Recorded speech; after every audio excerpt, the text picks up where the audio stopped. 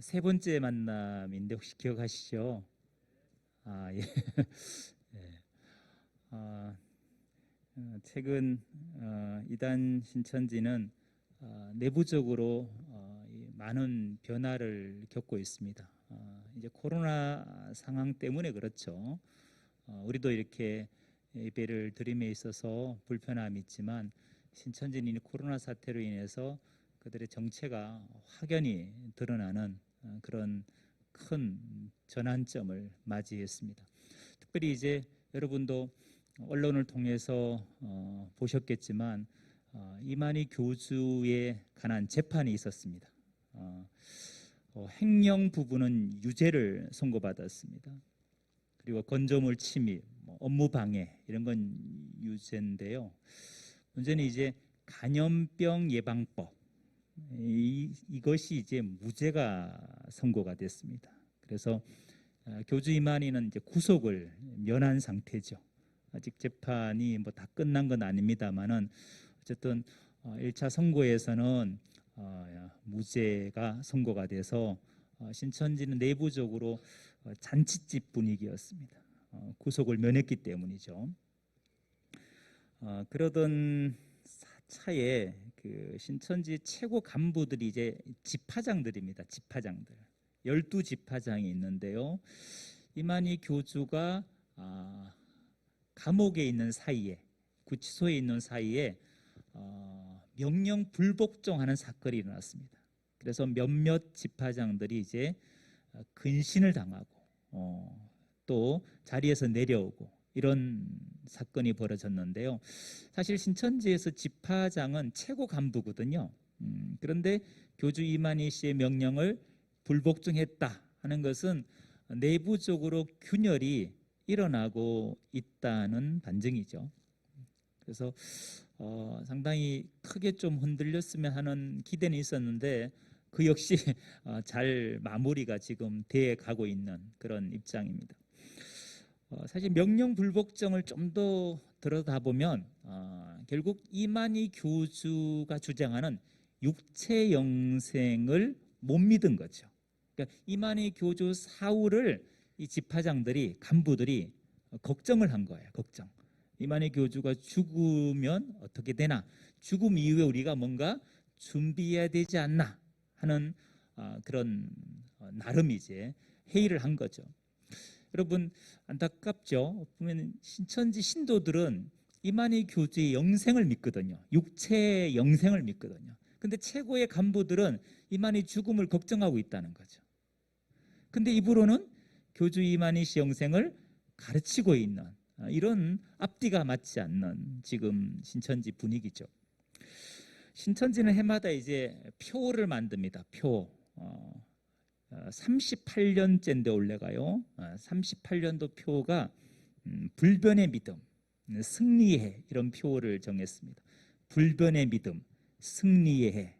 이게 어떤 의미가 담겨 있는 것 같습니까?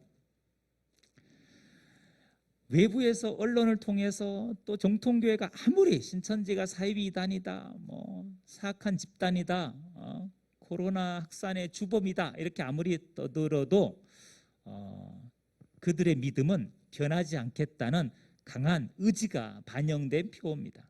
사실 그래서 신천지인들의 누수가 생각만큼 크지는 않습니다.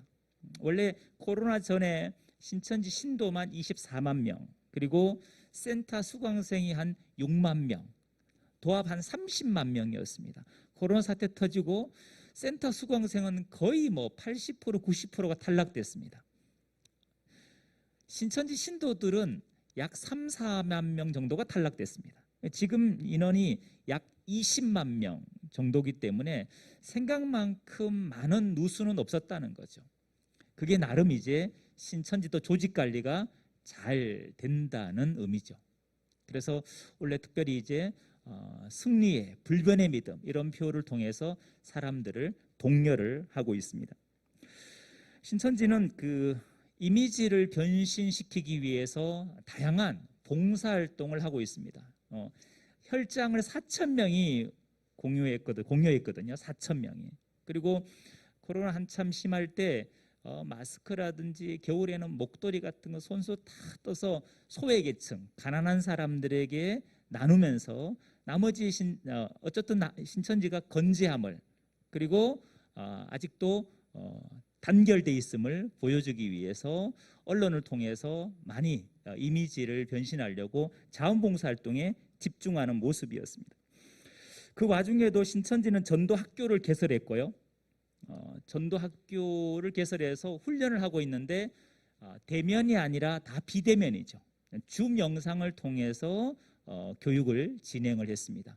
그리고 사실 신천지는 이제 코로나 이 사태 백신이 좀 더 이렇게 예방이 되고 하면 이 마스크를 벗는 날이 올 거 아닙니까? 그걸 위해서 지금 신천지는 전도 훈련 학교를 계속해서 운영을 하고 있습니다. 또 과감하게 이제는 숨기고 포기하지 말자. 원래 신천지 전략은 다 거짓말, 속임수, 그러니까 신천지 정체를 철저히 감추고 포교하는 방법이었습니다. 근데 최근에는 그렇지 않습니다. 모르는 친구들이나 가족들에게조차도 자기가 사실은 신천지였다는 것을 오픈할 정도입니다. 그래서 오픈해서 당당하게 포교한다는 거죠. 그래서 신천지가 최근에 이제 교주 이만희가 명령을 내려서 교회의 주소록을 다 지금 교인들 주소록을 다 수집하고 있습니다. 이메일도 수집하고 또 집 주소, 전화번호 이렇게 수집하는 이유가 개인 1대1로 각계 전투를 하겠다는 거예요. 이제 성도들을 개별적으로 찾아가서 만나고 편지 보내고 설득하겠다는 생각으로 지금 교주 이만희가 모든 주소록을, 전화번호, 이메일을 수집하라고 명령을 내렸습니다. 심지어 저한테도 편지가 왔거든요. 저한테도. 또 신천지 있다가 탈락한 사람. 신천지는 탈락자가 있고 탈퇴자가 있습니다. 탈락자는 이제 센터에 수강하다가 신천지임을 알고 이단임을 알고 그만두신 분, 탈락자라 그러죠. 탈퇴자는 뭐냐면 신천지 교인이었다가 신천지 교회를 다니다가 실족하거나 아니라고 분별해서 나간 사람, 그 사람들 탈퇴자라 그럽니다. 탈락자든 탈퇴자든 다 신천지 안에 주소록이 있습니다. 전화번호가 있습니다. 일일이 전화하고 일일이 집을 방문해서 다시 신천지 공부를 해보라고. 전에 같으면 이제 안 받아준다 이렇게 한번 탈락하면 다시는 안 받아준다. 탈퇴자는 다시는 안 받아준다. 개돼지다 이렇게 해놓고 이제 와서 많이 누수가 있다 보니까 일일이 찾아다니면서 설득하고 있습니다. 심지어 막 문을 안 열어주니까 문고리에 반찬을 해갖고 반찬해가지고 과일 같은 걸어놓고 선물 꾸러미 갖다 놓고 그렇게 지금 계속해서 회유하면서 방문을 하고 있습니다. 어플은 여전히 텔레그램을 잘 활용을 하고 있습니다. 텔레그램을 통해서 보고하고 지시하고요. 예배는 이제 비대면이다 보니까 다 줌 영상을 통해서 예배를 합니다. 그래서 안드레 지파의 그 동구 연수원은 지금도 문을 열지 않았고요. 야고보 지파는 문을 열었습니다. 그들도 규정을 지켜가면서 이제 대면과 비대면으로 예배를 하고 있습니다. 가장 두드러진 게 유튜브 방송입니다. 여러분들 이제 지나가시다 신천지가 버스 말고 그 대형 버스에다가 이렇게 그 광고판 붙여놓은 거 보셨습니까? 신천지 TV 해갖고 유튜브 홍보를 하고 있습니다. 그거 보고 누가 신천지 넘어갈까 이렇게 생각하시는 분도 계시겠지만 실제 그거 보고 호기심으로 유튜브 들어가서 보다가 미혹되시는 분도 많습니다. 이건 신천지뿐만이 아닙니다. 안식교, 특별히 이 코로나 사태에 유튜브를 통해서 활발하게 포교를 강화를 하고 있습니다. 신천지는 대학교 총학생회를 선점하기 위해서 올해 초였죠. 부산대 총학생회 회장으로 신천지인으로 연결되신 분이 후보로 나오기도 했으니까요. 그렇게 해서 지금 계속해서 대학교를 타겟으로 활동을 활발하게 하고 있습니다. 자, 신천지 향후 이제 전망을 우리가 좀 해보려는 겁니다. 코로나 이전과 코로나 이후의 신천지는 전혀 다른 모습의 포교 활동을 가지고 나올 겁니다. 저희가 현장에서 이제 신천지인을 상담을 하는데요. 코로나 이전에는 거의 상담을 하면 90%가 돌아왔습니다. 상담만 받으면 90% 정도가 신천지 실체를 인정하고 탈퇴를 했습니다. 근데 지금 그렇지 않습니다. 코로나 사태를 겪고 신천지에 남아 계신 분들은 신천지에 대한 믿음이 이전보다 훨씬 더 강화됐습니다. 강해졌습니다. 온갖 언론을 통해 쏟아지는 기사, 이만희에 대한 비방, 이런 것들을 다 그 안에서 견디신 분들이거든요. 그래서 맹신에 가까운 신앙을 가지고 있습니다. 심지어 교리가 틀려도 나오지 않겠다는 사람도 있습니다. 이전 같으면 어림없는 얘기입니다. 교리 틀리면 진리가 아니기 때문에, 비진리이기 때문에 당연히 신천지 갈 이유가 없었는데, 코로나를 통해서 코로나를 겪은 신천지인들은 그렇지 않습니다. 이만희 교주의 교리가 조금 틀려도 관계없다는 식으로 나옵니다. 그래서 어쩌면 신천지인들을 회복하는 데 있어서는 앞으로 더 어렵지 않나 하는 그런 생각을 하게 됐고요. 교주가 이제 나이가 이제 거의 90이 넘어가죠. 그래서 가장 기대하는 건 이제 교주 사후입니다. 사후. 교주가 죽을 때는 신천지인들에겐 큰 충격이죠. 충격. 마치 영적인 공황 상태에 빠질 만큼 큰 충격을 신천지인들이 받게 될 겁니다. 근데 문제가 뭐냐? 교주 죽으면 신천지인들이 다 나오지 못한다는 거죠. 교주가 죽어도 신천지인들이 다 신천지를 버리고 탈퇴할 수가 없다는 게 문제입니다. 여러분, 왜 그럴 것 같습니까? 신천지 교리는 이만희 교주가 안 죽고 영원히 사는 영생불사입니다. 그런데 교주가 죽었어요. 그럼 상식적으로는 다 신천지에서 탈퇴해야 되지 않습니까? 근데 왜 나오지 못하는 걸까요? 그 이유가 있습니다. 신천지가 이만희 교주를 믿게 한 그 과정이 있습니다. 과정, 단계가 있습니다. 제일 먼저는 신천지는 뭘 통해서 미혹을 했느냐 하면 심리 상담을 통해서 당신의 고민, 당신의 문제는 성경 안에 답이 있다, 이렇게 접근했습니다. 그 심리 상담을 통해서 당신의 문제 고민을 반드시 해결할 수 있다는 거예요. 근데 그 답이 어디 있다고 얘기하느냐? 그 답이 성경 안에 있다는 거죠. 성경 안에. 그 성경 공부의 중요성을 얘기합니다. 성경 공부를 하게 되면, 성경을 알게 되면 너의 고민, 문제 해결할 수 있다는 거죠. 성경 공부를 제안합니다. 자, 성경 공부를 한 다음에 성경을 제대로 공부하려면, 이 성경을 제대로 이해하려면 성경이 기록된 원리를 알아야 된다는 거죠. 성경이 기록된 원리를 알아야 성경을 배울 때 제대로 이해가 된다는 거죠. 그 성경에 기록된 원리가 뭐냐? 성경은 비유라는 것으로 기록됐다는 거예요. 그래서 비유의 중요성을 얘기합니다. 비유를 배우면, 예수님이 천국을 말씀하실 때 비유로 말씀하셨는데 그 비유를 이해해야 천국을 깨달을 수 있다. 이렇게 이제 문제를 풀어갑니다. 비유하고 비유를 강조한 이유가 있습니다. 비유를 강조한 이유는 뭐냐면 성경의 내용 중에 역사적인 내용도 성경 안에 있고 교훈적인 내용도 성경 안에 있고 예언적인, 장래에 관련된 예언적인 내용도 성경 안에 있는데 그 예언서가 뭐로 기록됐느냐? 비유로 기록됐다는 거죠. 예언서가 비유로 기록됐기 때문에 비유를 알아야 예언의 말씀을 알 수 있다는 거죠. 오늘날 정통교회는 역사적인 내용은 잘 가르치는데 또 좋은 가르침, 교훈적인 내용도 잘 가르치는데 오늘날 장로교나 이런 정통교에서 딱 한 가지 부족한 게 뭐냐? 예언의 말씀을 잘 가르치지 않는다는 거죠.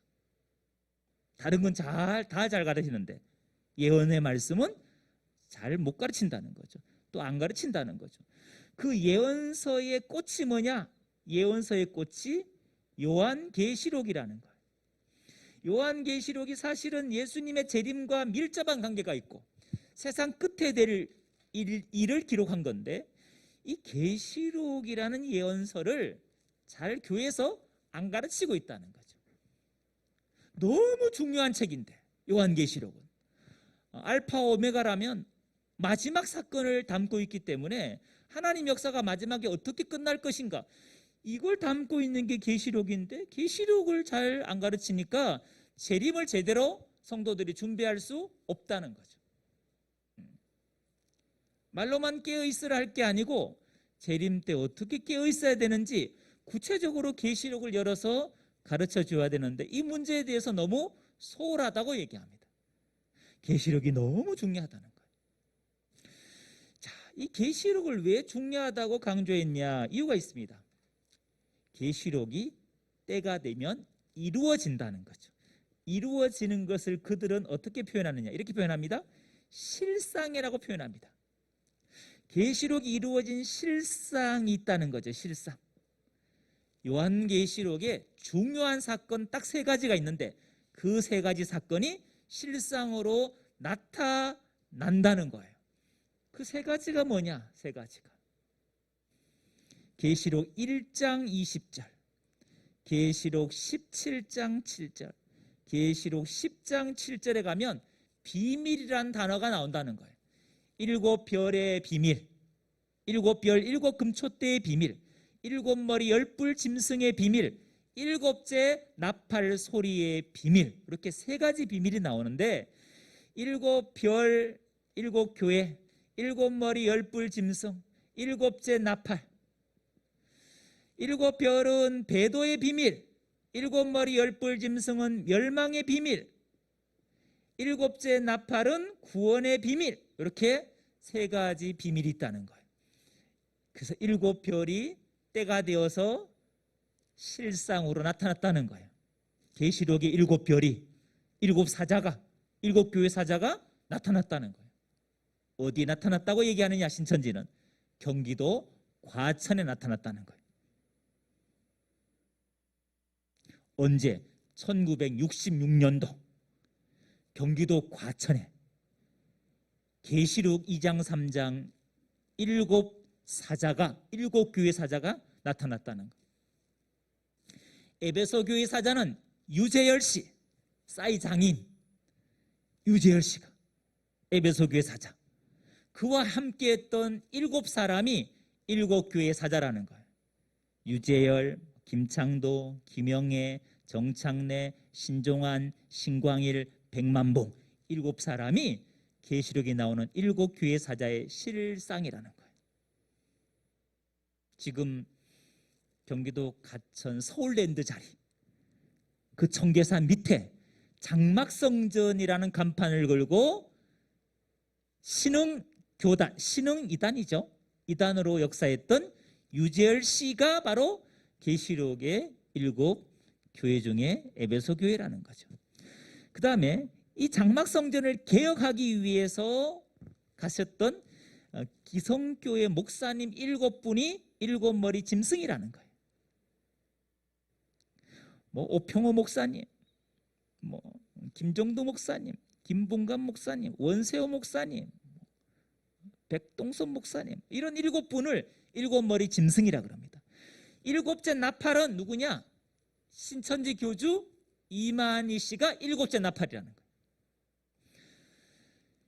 일곱 별은 배도자, 일곱 머리 열뿔 짐승은 멸망자, 일곱째 나팔은 구원자. 배도자도 사실은 주인공이 아니고 조연이고, 멸망자도 조연이고, 주인공은 누구냐? 주인공은 구원자로 나타난 일곱째 나팔, 바로 이만희 씨라는 거예요. 그래서 이만희 씨가 이 시대에 구원자, 구원의 나팔, 그리고 이긴 자. 요한복음 14, 15, 16장에서 말씀하신 또 다른 보혜사, 다른 보혜사. 사도 요한격 사명자, 만왕의 왕, 주, 그리스도. 이 시대 유일하게 계시받은 자.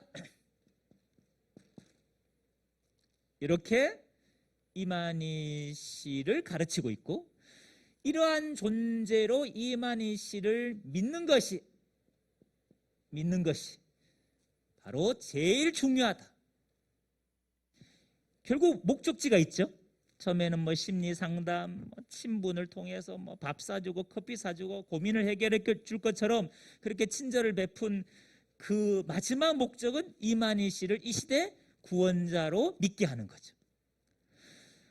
요걸 처음부터 얘기했으면 아무도 거기에 빠질 사람이 없을 텐데, 문제는 이게 결론교리죠. 결론교리. 시작은 뭐로 시작했다고요? 성경 공부, 비유풀이, 예언서, 계시록, 신일상에서 넘어간 거예요. 자, 제가 지금 말씀드리는 원리는 신천지인이 되기까지 어떤 과정을 통해 세뇌되었는가를 말씀드리는 거예요. 자, 어떻게 세뇌되는지 좀 이해되시죠? 자, 이렇게 해서 이만희 교주를 구원자, 주 그리스도, 메시아로 믿게 됐어요. 자, 그런데 이만희 씨가 어느 날 죽었단 말이에요. 죽을 거잖아, 그죠? 안 죽을 것 같아요, 여러분. 신천지는 안 죽을 걸로 믿고, 여러분 죽을 걸로 믿고 있죠? 네, 빨리 죽을 겁니다. 자, 죽으면 이 사람이 가르친 계시니까, 이게 다 이만희 씨 가르친 거니까, 야, 그럼 이게 다 이 사기꾼이 가르친, 이 종교 사기꾼이 가르친 거짓말이구나, 이 비진리구나, 이렇게 분별하고 다 탈퇴를 해야 되는데, 제가 아까 말씀드린 것처럼 그게 쉽지 않다는 거죠. 자, 신천지인들이 누구에게 갇혀 있는지를 아셔야 됩니다. 교주에게 갇혀 있을까? 아니면 교리 안에 갇혀 있을까? 뭐 같습니까, 여러분?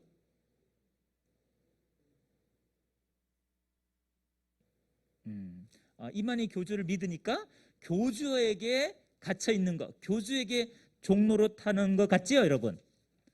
그렇게 생각 드시죠? 근데 답이 아닙니다. 신천지인들은 사실 결론적으로는 교주에게 종로로 타지요.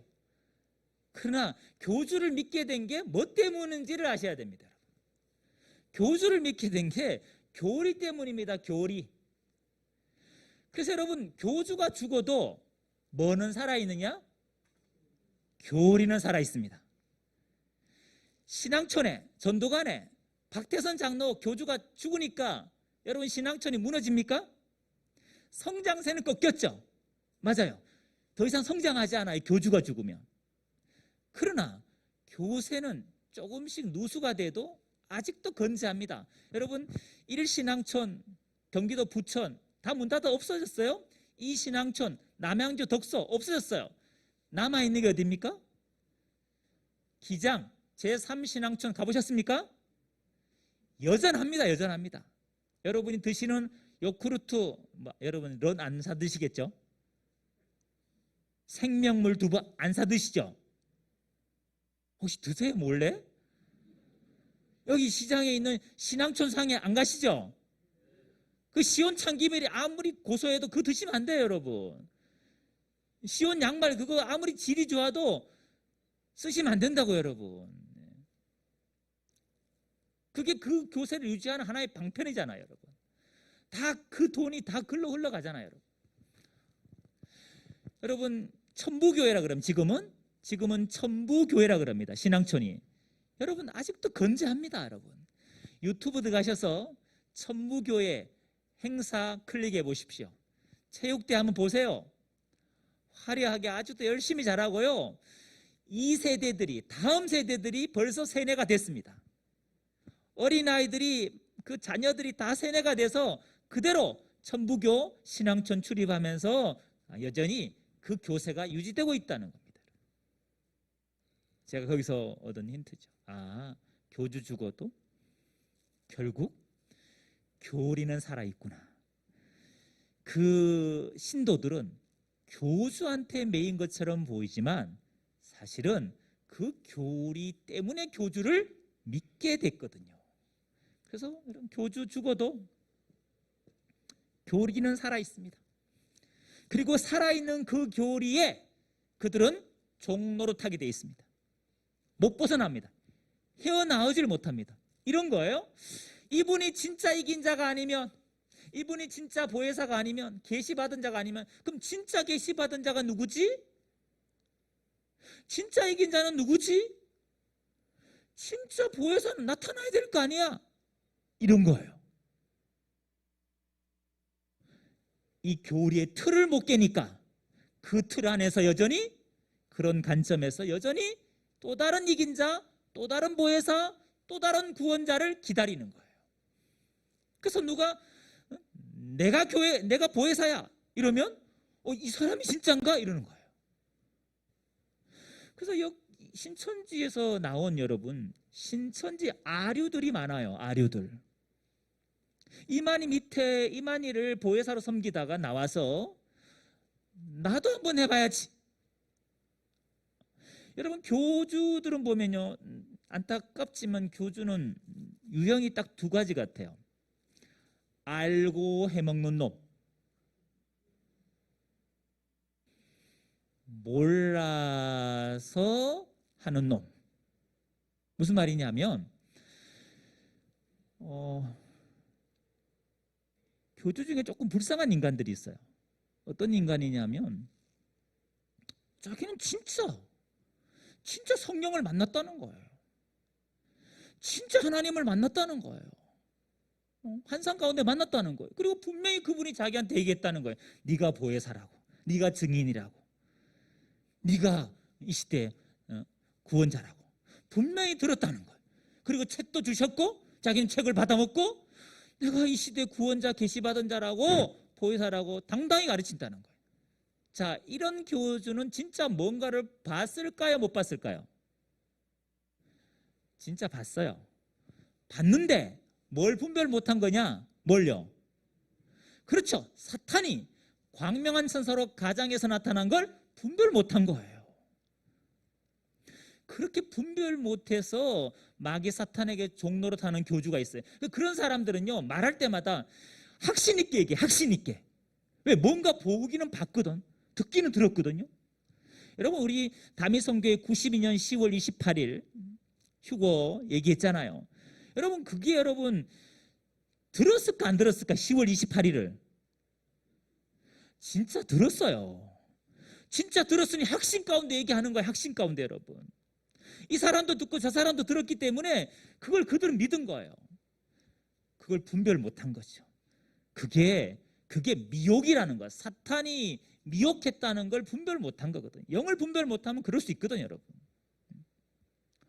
저 계룡산에 모 교주님이 계셨거든요. 그분은 늘, 그분 성이 양씨거든요. 양땡천이라는 분이거든요. 이분은 자기가 예수라는 게 예수. 그래서 계시록에 백마탄자, 계시록 19장에 백마탄자가 나오잖아요. 다리에 이름 쓴 게 있잖아요. 피 뿌리는 옷을 입었잖아요. 만왕의 왕 만주의 주라 써 있잖아요. 자기가 바로 예수라는. 그래서 늘 계룡산에서 뭐 타고 다니시느냐? 흰 옷 입으시고 흰 도포 입으시고 그리고 백마 타고 다니셔요. 백마 타고 일평생을 자기는 예수라고. 근데 안타까운 건 뭐냐? 자기는 틀림없이 예수라는 거예요. 자기는 보고 들었다는 거예요. 근데 가족들도 안 믿어주는 거죠. 추종자가 없어, 추종자가. 근데 자기는 확신을 갖고 있는 거예요. 들었기 때문이죠, 여러분. 그래서 이제 얼마 전에 돌아가셨더라고요. 일평생 예수라고 외쳤는데 심지어 가족도 외면한 예수. 자칭 예수죠. 여러분, 이런 교주가 있어요. 전국에 아마 많을 거예요. 이런 교주는 역시 영을 분별 못한 불쌍한 교주죠. 그런가 하면 교주 중에요, 누구 밑에 있다가, 즉 보혜사, 자칭 보혜사, 자칭 구원자, 자칭 예수 밑에 있다가 배워가지고 나와서 독립한 교주가 있어요. 독립한 교주. 보니까 이 교주가 자기보다 시원찮아. 근데 잘 된단 말이에요. 사람들이 막 추정하고 막 그게 자기한테 너무 혹한 거죠. 그래서 나도 해볼까 이런 마음 먹고 딱 자기가 예수라고 오픈한 사람이 있어요. 아류죠, 아류. 그들은요, 뭐만 바꾸면 되는지 아세요? 주인공만 바꾸면 됩니다. 나머지는 다 똑같아요. 교리는 다 똑같은데 뭐만 다르냐? 주인공만 다른 거예요. 여러분, 신천지가 배출한 아류도 제가 신천지 있을 때만 해도 20명이 넘었고요. 제가 나온 지 15년 됐는데 지금은 더 많죠. 더 많아요. 그 중에 한 분이 이제 부산 출신 고신대 출신 정땡동이 있거든요. 이분은 고신대 정교대학을 나왔죠. 그리고 이제 신천지 안드레 집화장으로 있다가 이제 지금은 서울 영등포에 딱 하나 차렸어요. 자기가 주인공이 자기가. 많아요, 여러분. 여러분 기억하십시오. 교주 죽어도 끝날 싸움이 아닙니다. 교리에 갇혀있기 때문입니다. 자, 코로나 터지고 여기 동래구에서도 어떤 목사님이 저한테 전화가 오셨어요. 신천지에 있던 자매가 전화가 온 거예요. 교회 목사님한테. 이번 코로나 사태 때문에 언론을 보게 됐어요. 유튜브 보게 됐어요. 보니까 자기가 신천지에 속아서 다녔다는 걸 깨닫게 된 거예요. 분별하게 된 거예요. 그래서 이제 신천지 안 가고 정리를 했어요. 정리했다는 거죠. 그리고 이제 자기 동네에 장로교회에 나오고 싶어서 목사님한테 허락을 맡으려고 전화한 거예요.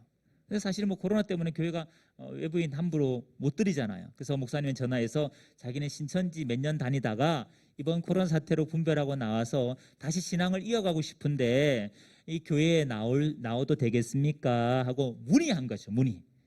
자, 이런 전화가 왔을 때 이 목사님이 어떻게 하셨을 것 같습니까? 할렐루야 이랬겠죠.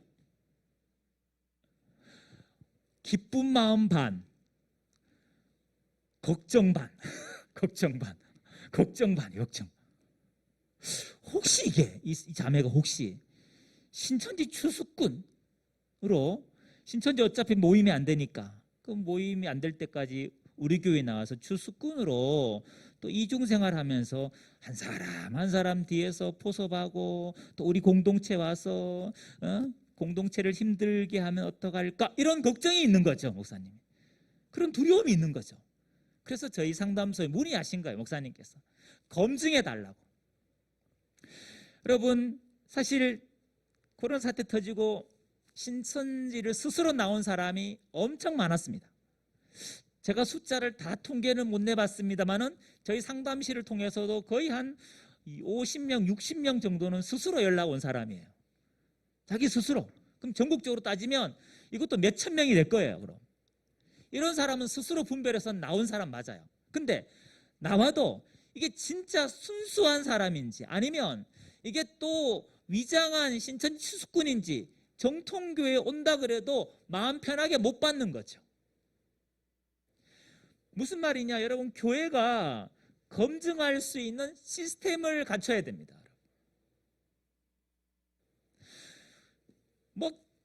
간단한 예로 이런 것 하나도 우리가 비치를 못하고 있거든. 사실은요, 여러분 교회 오면 새가족 오면 뭐 적죠?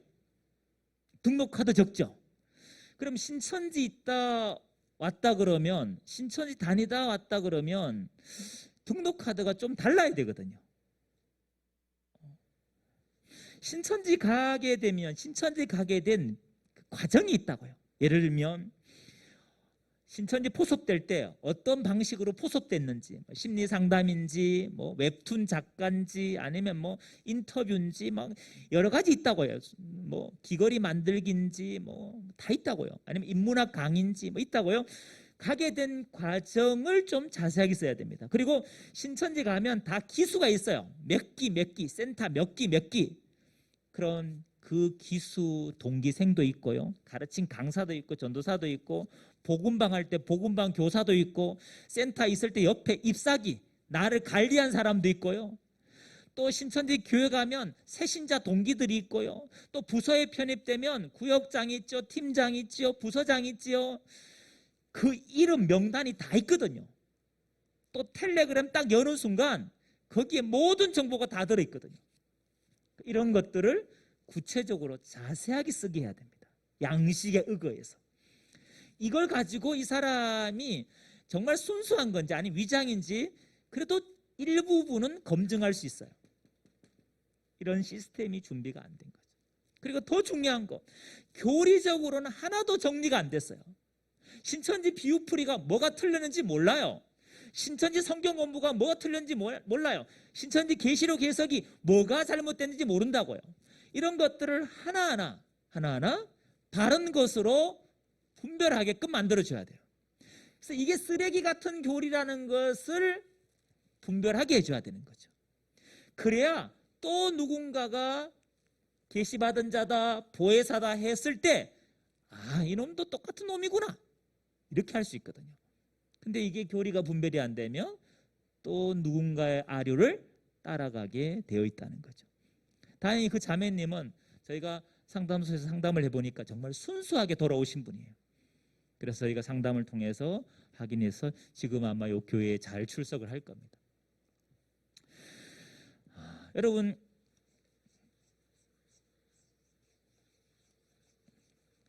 신천지 교리 중에 가장 많이 쓰는 교리가 이제 비유풀이입니다. 비유풀이. 이 비유풀이가 신천지 이 과정 중에 6개월 과정인데, 이걸 가르치는 과정이 6개월 과정인데요. 비유풀이만 몇 개월 하느냐? 3개월을 합니다.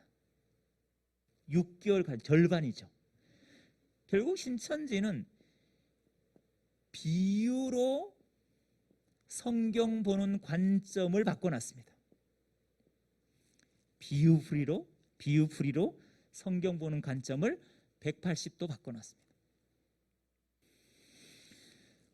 그래서 비유풀이가 뭔지를 정확히 이해를 못하면 신천지 시계 성경관에 혹할 수가 있죠. 자, 예를 한번 들어볼게요, 여러분. 마태복음 13장을 읽어보면 예수님이 천국은 마치 사람이 자기 밭에 갖다 심은 겨자씨 하나 같다. 이는 모든 씨보다 작지만 자란 후에는 나물보다 커서 나무가 되니까 공중에 나는 새가 그 가지에 깃들었느니라. 예수님이 하나님의 나라를 비유로 말씀하시면서 이와 같다, 하나님 나라는 이와 같다고 비유하신 거예요. 여러분, 지금 요 나무가 천국으로 보이십니까? 이렇게 신천지가 물어봐요. 천국으로 보이냐고. 그럼 이게 뭐 천국인가? 이럴 수도 있고, 보여요 이러는 분도 있을 수 있어요. 이게 왜 천국인지 보이는 부분과 보이지 않는 분은 차이가 있다는 거죠. 이게 천국으로 보이는 분은 비유를 깨닫는 사람이고, 이게 천국으로 안 보이시는 분은 비유가 깨달아지지 않는 분들은 천국으로 보일 리가 없다는 거예요. 이걸 천국으로 보려면 이 씨가 뭔지, 씨가 떨어진 밭이 뭔지, 그것이 자라나서 된 나무가 뭔지, 거기 깃든 새가 뭔지, 이걸 비유를 일일이 해석해야 된다는 거예요. 풀어야 된다는 거예요. 성경은 성경으로 해석해야 된다는 거예요.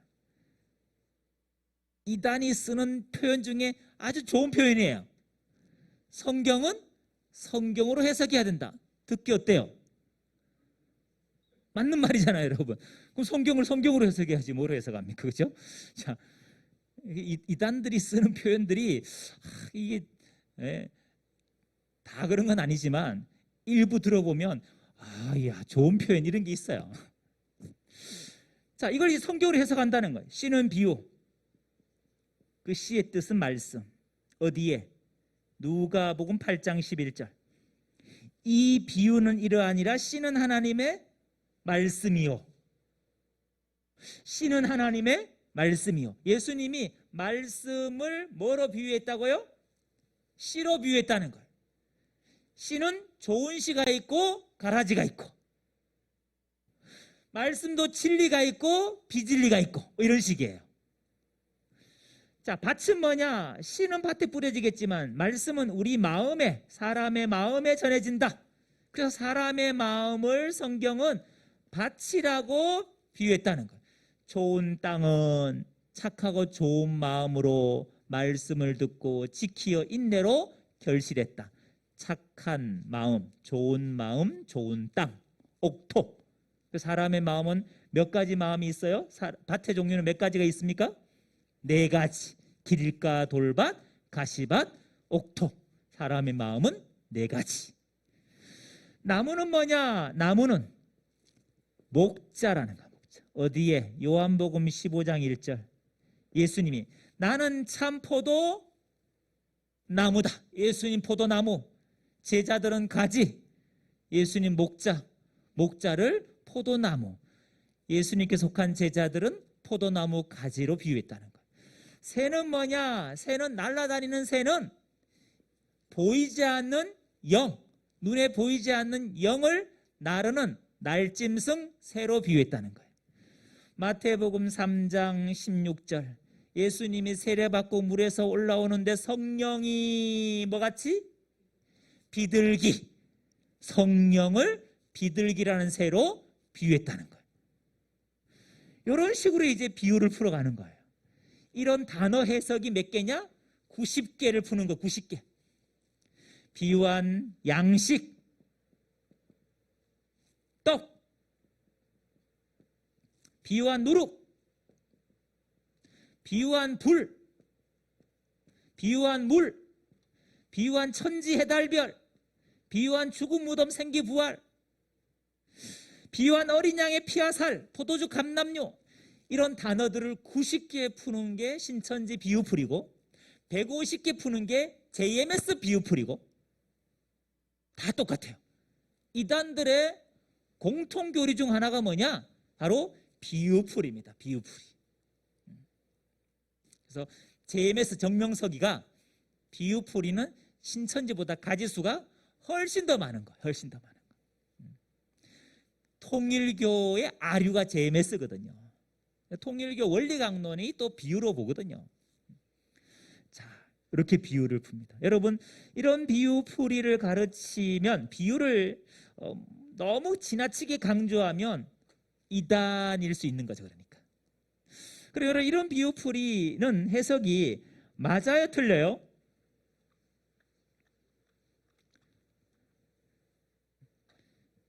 이런 비유풀이가 해석이 맞아요, 틀려요? 원래 뭐 물어봐도 대답 안 합니까, 여기는? 원래 죄송합니다. 네. 이게 그럼 어떤 분이 틀리다 하는 분도 있어요. 근데 그럼 제가 이렇게 물어보죠. 그럼 예수님 말씀을 씨로 비유했습니까, 안 했습니까? 했지요. 그래서 했는데 왜 틀려요? 이러면 글쎄. 자, 이게 어떻게 맞냐면 이게 부분적으로 맞죠. 부분적으로 맞아요. 근데 신천지 문제는 이걸 가지고 어떻게 하느냐? 이걸 가지고 공식화한다는 거죠. 공식화해서 성경에 씨가 나오면 그들은 두 번 생각하지 않습니다. 씨는 진리 아니면 비진리, 하나님의 씨 아니면 마귀 씨, 줄여서 하씨 아니면 사씨. 딱 2가지 보는 거예요. 이분법적으로. 영지주의자 이단이 그런 이분법적인 사고를 갖고 있거든요. 영은 신령하고 육체는 더럽고, 육체의 개념을 오해한 거죠. 육의 생각, 영의 생각, 이걸 다 오해한 거예요, 영지주의자들은. 여러분 이렇게 보는 거예요. 공식화해서 보는 거예요. 그래서 예레미야서 31장 27절에 가면, 이거 이단들이 거의 쓰는 교리입니다. 이거는 은혜의 교회 신옥주 목사도 쓰고요, 신천지 이만희 씨도 쓰고요, 대부분의 사이비 교주들이 다 이 구절을 오해했어요. 여기 이런 말이 나옵니다. 여호와께서 가라사대 보라, 내가 사람의 씨와 짐승의 씨를 이스라엘 집과 유다 집에 뿌릴 날이 이르리니. 자, 몇 가지 씨가 나옵니까? 두 가지 나오잖아요. 사람의 씨, 짐승의 씨. 자, 이걸 이제 신천지는 이 중에 하나는 하씨, 하나는 사씨, 이렇게 구분하거든요. 이걸 진리 비진리로 구분해요. 자, 뭘 하씨라 그럴까요? 딱 감이 오잖아요, 벌써. 사람의 씨는 좋은 씨, 하나님의 씨, 진리. 짐승의 씨는 사탄의 씨, 비진리, 이렇게 구분하거든요. 이걸 어디와 연결하느냐? 이 말씀의 짝을 마태복음 13장 24절과 연결하는 거예요. 예수님 오셔서 천국을 말씀하십니다. 천국은 사람, 좋은 씨를 제밭에 뿌린 사람 같다. 사람들이 잘 때 원수가 와서 곡식 가운데 가라지를 더 뿌렸다. 이걸 36절에 가니 해석합니다. 좋은 씨를 뿌리는 이는 인자요, 원수는 마귀요, 좋은 씨는 천국의 아들들이요, 가라진 악한 자들, 이렇게 해석하거든요, 예수님이요. 자, 요 사람, 인자, 예수님, 예수님이 뿌린 씨는 좋은 씨. 그래서 예레미야 31장 27절에 예언된 약속된 그 사람은 나타나 보니 예수님, 그 사람의 씨는 좋은 씨, 이렇게 짝을 맞추는 거예요. 자, 짐승의 씨, 짐승, 원수 마귀, 마귀는 계시록 20장 2절 보니까 용을 잡으니 옛뱀이요 마귀요 사단이다. 용, 뱀은 짐승. 그럼 초림 때 누가 짐승이었느냐? 마태복음 23장 33절 보니까 예수님이 서기관 바리새인 보고 뱀들아 독사의 새끼들아. 그래서 누가 뱀, 용, 마귀, 사단이냐? 초림 때는 서기관 바리새인이 뱀, 독사라는 거예요. 그게 바로 짐승이라. 짐승, 뱀, 독사라 칭했던 짐승은 서기관 바리새인, 그들의 씨는 가라지, 비진리. 이렇게 짝을 맞추는 거예요. 이게 신천지의 핵심 교리입니다. 핵심 교리. 자, 그럼 이렇게 해석하는 건 맞아요, 틀려요? 이게 틀린 거예요. 이게. 여러분, 여기 사람의 씨와 짐승의 씨는 진리 비진리와 아무 관계 없습니다. 단적인 예를 보세요. 예레미야 31장 27절에서는 사람의 씨와 짐승의 씨를 누가 뿌린다 그러느냐? 여호와께서 가라사대 내가 사람의 씨와 짐승의 씨를 뿌릴 날이 온다 그랬어요. 누가 뿌린다고요? 하나님이. 여러분, 하나님이 비진리 뿌리는 거 봤습니까? 말도 안 되는 거죠. 여기 사람의 짐승의 씨는 포로에서, 바벨론 포로에서 다시 회복되어서 이스라엘 자손이 불어나고 그들의 가축이 불어나는 것을 사람의 씨와 짐승의 씨를 뿌릴 날이 온다는 거예요. 좋은 씨 가라지는 보세요. 좋은 씨는 누가 뿌렸어요? 사람, 인자. 가라지는 누가 뿌렸죠? 마귀. 여러분, 좋은 씨와 가라지를 뿌린 주체가 같아요, 달라요? 다르잖아요. 여기는 한 분 하나님이 두 가지 씨를 뿌렸다니까요. 이건 짝이 될 수가 없어요. 짝이 안 맞는 걸 억지로 인위적으로 성경 모르는 그리스도인들에게 미혹하려고 자의적으로 아전이스거기로 해석한 거죠. 그렇게 해석한 거죠, 여러분. 이런 거에 대한 분별력이 있어야 된다는 거죠. 여러분, 예수님은 천국 비밀을 비유로 감추었습니까? 드러냈습니까? 예수님이 비유로 천국을 말씀하셨는데 그거는 천국을 드러낸 겁니까? 감춘 겁니까? 기억하세요. 예수님이 천국을 비유로 말씀하신 것은 감추려는 게 아니고 뭐 한 거예요? 드러낸 거예요. 원래 이 비유란 말이 파라볼레가 곁에 뭘 던져놓고 이해시키는 거거든요. 난 놓고 기억자 가르치는 게 비유라는 원어예요. 그러니까 비유는 천국을 뭐 하느냐? 드러내는 효과가 있는 거죠. 이단들은 드러내는 걸로 가르치지 않습니다. 암호, 감추는 걸로 해석합니다. 이게 가장 이제 비유를 바라보는 잘못된 관점이죠, 여러분. 그래서 예수님이 비유로 말씀했을 때 제자들이 일부 해석한 것만 깨닫고 해석하지 않는 건 전혀 깨닫지 못했다고 얘기합니다. 여러분 진짜 그렇습니까? 비유가 제일 많은 게 마태 몇 장입니까? 마가복음 4장, 마태 13장입니다. 마태 13장 보시면 1절부터 9절은 예수님이 씨 뿌리는 비유를 말씀하십니다. 씨를 뿌리는데 4가지 밭이 뿌려졌다는 거예요. 이걸 해석한 게 18절부터 23절입니다. 이거에 대한 예수님의 비유에 대한 해석이에요. 그 다음에 두 번째 비유가 나오는 게 여러분 24절부터입니다. 24절, 30절까지. 좋은 씨 뿌렸는데 원수가 가라지를 덧뿌렸다는 거예요. 자, 이거에 대한 이 밭에, 우리가 흔히 이걸 밭에 가라지 비유라 하지 않습니까? 이 해석이 36절부터입니다. 예수님이 밭에 가라지 비유를 자세하게 해석을 해주십니다. 이걸 해석했어요, 예수님.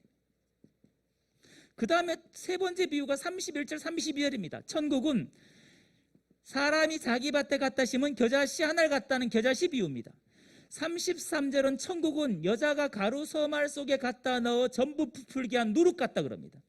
44절 가보면 천국은 밭에 감춘 보화 같다 그럽니다. 45절, 46절은 천국은 좋은 진주를 구하는 장사 같다, 진주 장사. 그 다음에 47절부터 50절은 바다에 치고 각종 물고기를 모으는 그물 같다 그럽니다. 여러분 마태 13장에 예수님 비유가 7가지 나옵니다. 7가지. 그 중에 2가지를 예수님이 뭐 하셨느냐? 해석을 하셨습니다. 해석. 4가지 밭에 관한 비유를 해석하셨고 밭에 가라지 비유를 해석하셨습니다. 자, 요거는 해석을 따로 하지 않으셨습니다. 신천지는 여기에 주목합니다. 해석한 건 이해됐지만 해석을 안 한 거는 제자들도 못 깨달았다는 거예요. 근데 자기들은 이만희 씨를 통해서 밝히 깨닫고 있기 때문에 이만희 씨가 비유를 풀어주는 예수님 보낸 사자라고 얘기합니다. 그럼 그 말이 성립되려면 제자들이 예수님이 해석하지 않으신 이 비유를 제자들이 알아들으면 돼요, 안 돼요? 제 말이 너무 빠르죠? 다시 한번 여쭤볼게요. 요건 해석을 예수님이 하지를 않았습니다. 신천지 얘기는 제자들도 해석하지 않는 이 비유는 못 깨달았다는 거예요. 근데 자기들은 이만시를 통해서 이걸 해석을 깨달았기 때문에 제자들보다 비유를 밝히 안다, 그런 자부심, 자긍심을 가지고 있습니다. 그럼 여러분 그들의 그 주장을 반증을 하려는 거예요, 제가. 그럼 요 5가지 비유를 제자들이 깨달아 버리면 그들의 주장은 틀리잖아요. 그럼 제자들이 예수님이 해석하지 않은 이 5가지 비유를 알아듣고 깨달았을까요? 못 깨달았을까요?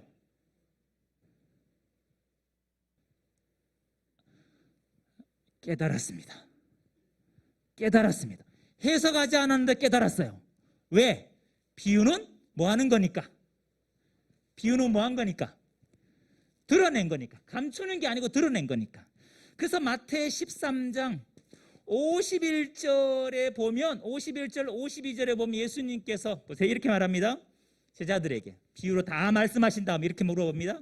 이 모든 것을 깨달았느냐? 이 모든 것을, 내가 말한 이 모든 천국 비유를 깨달았느냐? 이렇게 물어봅니다. 제자들이 뭐라 그랬을까요? 그러하웨이다. 그렇습니다. 깨달았습니다, 주님. 그래서 예수님이 제자들을 축복합니다. 천국의 제자된 서기관이 됐다고 축복하는 거예요. 죄송하지만 예수님의 제자들은 예수님의 천국 비유를 다 깨달았습니다. 깨닫지 못한 건 물어보셨고, 물어볼 때 예수님은 제자들에게 해석을 해주셨습니다. 그래서 신천지 주장은 잘못됐다는 거예요. 비유는 감춘 게 아닙니다. 드러낸 겁니다. 여기 여러분이 좀 기억을 해주면 좋겠습니다. 결국 이제 신천지인을 돌이키는데도, 회복시키는데도 성경적인 상담이 필요하고요. 하나는 교리가 잘못된 걸 분별하게 해줘야 되고, 그리고 하나는 바른 것이 뭔지를 이해시켜 줘야 되는 이런 수고로움이 회복을 위해서는 반드시 필요합니다. 그냥 신천지인을 돌아오라, 나오라 이런다고 될 문제가 아니고, 그들이 나올 수 있는 것들을 제시해 줘야 됩니다. 나올 수 있는 방법들을 일러주고 회복할 수 있는 방법들을 일일이 수고롭지만 우리가 섬겨줘야만 그들이 건강한 그리스도인으로 돌아올 수 있습니다. 여러분, 해마다 저희 부산에서 한 100여 명 정도의 신천지인들이 회복되고 있습니다. 그리고 건강한 교회로 가서 공동체 생활을 잘 하시는 분도 있고, 또 저희 공동체에 남아 계신 분도 있습니다. 저는 이단에 빠진 사람이 한국에 150에서 200만인데 그들을 선교의 대상, 그들이 전도의 대상이 돼야 되는데 그들을 선교의 대상으로 보지 않는 교회들이 참 많습니다. 그래서 가깝고도 먼 오지라는 느낌이 드는 거죠. 아무도 그 땅을 밟으려 하지 않는 거죠. 이단에 있는 사람 충분히 여러분 건강한 그리스도인으로 회복될 수 있기 때문에 여러분이 기도해 주시고, 또 그들을 회복하는데 또 동구 3.1교회가 그 이력을 감당했으면 좋겠습니다. 왜 아멘 안 하세요? 부산에만 한 2만 명이 있거든요. 야고보 안드레 집 합치면 한 2만 명, 누수가 좀 있어도 거의 한 19,000명 정도 있을 텐데 적지 않는 수입니다. 여러분들이 그들을 벌레 보듯이 보지 마시고 예수의 사랑이 정말 필요한, 다른 예수를 믿고 있으니까 바른 예수를 우리가 알려줘서 그들을 회복시키는 일에 좀 동참해 주시기를 부탁드리면서 오늘 제 강의를 마치겠습니다. 기도하시겠습니다. 하나님 감사합니다. 오늘 동부 3.1교회에서 이단 세미나를 허락하심에 감사합니다. 불쌍한 영혼들, 저들이 예수의 사랑을 알고 다시금 건강한 교회로